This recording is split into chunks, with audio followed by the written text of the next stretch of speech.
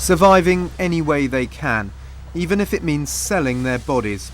This is one of the hot pickup spots in Yangon, Myanmar's capital, where women sell themselves, where men pay for sex.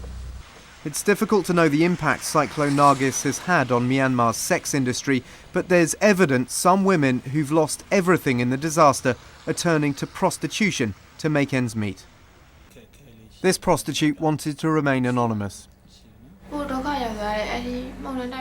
We got trouble during the cyclone. We got difficulties at that time. It is just a fact. Our house was destroyed. So my brother told me that he is going to rebuild it, but we need money for that.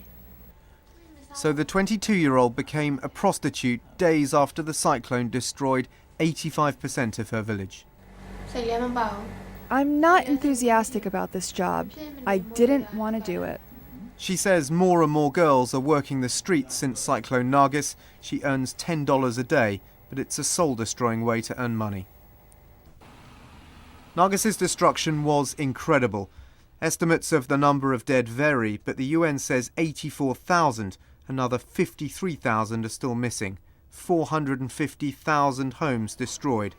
The military dictatorship running this country held up vital humanitarian aid for days.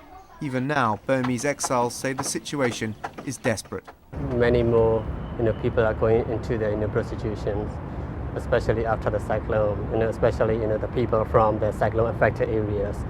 The UN's also aware of the problem. For example, there have been interviews with some of these women who are in sex work, who recently entered sex work, and what they're saying is, we have received humanitarian aid, food and assistance, but we just haven't had cash in our hands for months. And so we are doing this work, and this work puts cash in our hands. The UN also says part of the problem is that pimps perceive aid workers, rightly or wrongly, as a new market. Some of these men are saying, oh, well, we used to work in front of these hotels before, and whereas before we might have been approached by 2 pimps or brokers offering us women, now we may be approached by 7. I'm working like this because there is no other option. It's difficult to know how many share this woman's story, but the UN estimates since Cyclone Nargis, perhaps an additional 200 to 300 women like her are taking to the streets in Myanmar's delta because they simply have no choice. Dan Rivers, CNN, Bangkok.